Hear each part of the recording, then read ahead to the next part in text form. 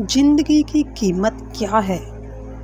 दोस्तों, आज इस गौतम बुद्ध की मोटिवेशनल स्टोरी के जरिए हम आपको बताएंगे कि बुद्ध के नज़रिए से हमारी ज़िंदगी की कीमत क्या है। हम में से बहुत से लोग अपनी ज़िंदगी की वैल्यू नहीं समझते और अपने जीवन को ऐसी चीज़ों में बर्बाद कर देते हैं जिनसे हमारा नुकसान ही होता है।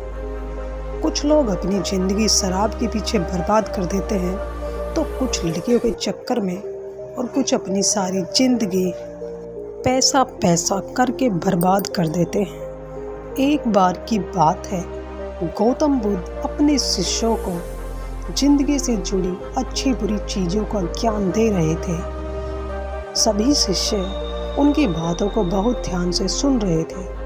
उन सभी में एक शिष्य ऐसा था जिसे प्रश्न पूछने की बहुत आदत थी। वो उठकर गौतम बुद्ध के पास गया और उनसे बोला, आप हमें ज़िंदगी के बारे में जो कुछ सिखा रहे हैं उस सब का क्या फ़ायदा, क्योंकि हम में से बहुत से बच्चों को ये भी नहीं पता कि हमारे जीवन का मूल्य क्या है और ये जीवन हमारे लिए कितना कीमती है।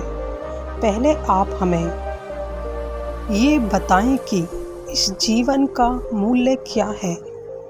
अपने शिष्य की बात सुनकर गौतम बुद्ध अपने कक्ष में गए और एक चमकता हुआ पत्थर का टुकड़ा लेकर आए। वो टुकड़ा उन्होंने अपने शिष्य को दिया और बोले, मैं तुम्हें इस जीवन का मूल्य तब बताऊंगा जब तुम इस पत्थर का सही मूल्य पता लगाकर आओगे। साथ ही ये ध्यान रखना कि तुम्हें ये पत्थर का टुकड़ा किसी को बेचना नहीं है। दोस्तों, गौतम बुद्ध की बात मानकर वो शिष्य बाजार की तरफ चला गया। बाजार में सबसे पहले उसकी नज़र एक फल बेचने वाले पर पड़ी और उसने वो पत्थर उस फल वाले को दिखाया और बोला, इस पत्थर के बदले आप मुझे कितने फल दे सकते हो। दोस्तों, शिष्य की बात सुनकर फल वाला बोला, ये पत्थर कुछ खास तो नहीं है, लेकिन फिर भी इसके बदले मैं तुम्हें 10 केले दे सकता हूँ। दोस्तों, गौतम बुद्ध का शिष्य उस पत्थर को लेकर आगे चला गया। फिर उसे एक सब्जी वाला मिला। शिष्य ने उस सब्जी वाले से उस पत्थर की कीमत पूछी, उसका मूल्य पूछा। सब्जी वाले ने उस पत्थर को ध्यान से देखा और बोला, इस पत्थर की कीमत के बदले मैं तुम्हें ज़्यादा से ज़्यादा 1 बोरी भरकर सब्जियां दे सकता हूँ। इसके बाद वो शिष्य उस पत्थर को लेकर एक सोने के व्यापारी के पास गया। उस पत्थर के टुकड़े की चमक देखते ही उस सुनार ने उसकी कीमत 100 सोने के सिक्के लगाई। शिष्य ने वो टुकड़ा बेचने से मना किया तो वो सुनार उसके बदले 200 सोने के सिक्के देने को भी राजी हो गया, लेकिन शिष्य ने वो पत्थर नहीं बेचा। दोस्तों, इसके बाद वो शिष्य एक हीरे के व्यापारी के पास गया और उनके सामने उसने वो पत्थर के टुकड़ों को रखा। उस पत्थर को देखते ही हीरे के व्यापारी ने एक साफ कपड़ा बिछाया, उस पत्थर को उसके ऊपर रखा, फिर उसकी परिक्रमा की और हाथ जोड़कर उस पत्थर को कपड़े में लपेटते हुए वो बोला, तुम जिसे मामूली पत्थर समझकर उसकी कीमत पूछ रहे हो, असल में ये एक बेशकीमती रूबी है। ऐसी रूबी हर किसी को नहीं मिलता। मैं अगर अपना सब कुछ बेच भी दूँ तो भी इसकी कीमत नहीं चुका सकता। दोस्तों, व्यापारी की बातें सुनकर वो शिष्य हैरान हो गया।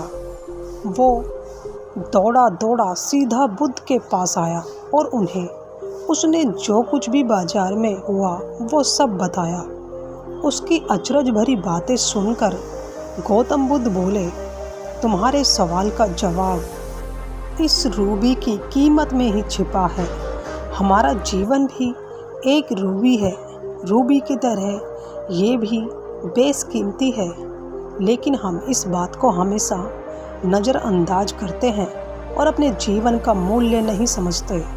हम दूसरों को देखकर और उनके जैसा जीवन जीने की कोशिश में अपने जीवन की कीमत को कम कर देते हैं।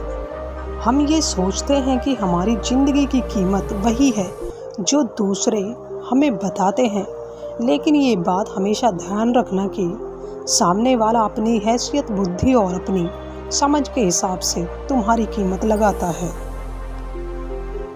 इसलिए ज़िंदगी सिर्फ एक बार मिलती है, इसलिए इसको बर्बाद ना करें और अपनी ज़िंदगी को उतना ही कीमती समझें जितना कीमती आप अपने बैंक में रखे रुपयों को समझते हैं।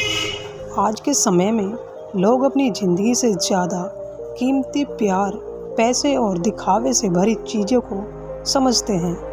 प्यार के चक्कर में लोग आत्महत्या तक कर लेते हैं। पैसों के चक्कर में ऐसा काम करने लग जाते हैं जिससे उनकी ज़िंदगी बर्बाद हो जाती है। नाम कमाने के चक्कर में उल्टे सीधे काम करने लग जाते हैं।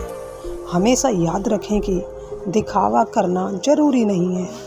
प्यार दोबारा मिल सकता है, पैसा फिर भी कमाया जा सकता है, लेकिन ज़िंदगी को फिर से नहीं पाया जा सकता। इसलिए दोस्तों, उम्मीद करते हैं आपको महात्मा गौतम बुद्ध की ये मोटिवेशनल स्टोरी बेहद पसंद आई होगी। अगर आपको पसंद आई हो तो प्लीज़ वीडियो को लाइक और चैनल को सब्सक्राइब ज़रूर करें, क्योंकि हम हर रोज़ इस चैनल पर आपके लिए ऐसे ही मोटिवेशन स्टोरी लाते रहते हैं।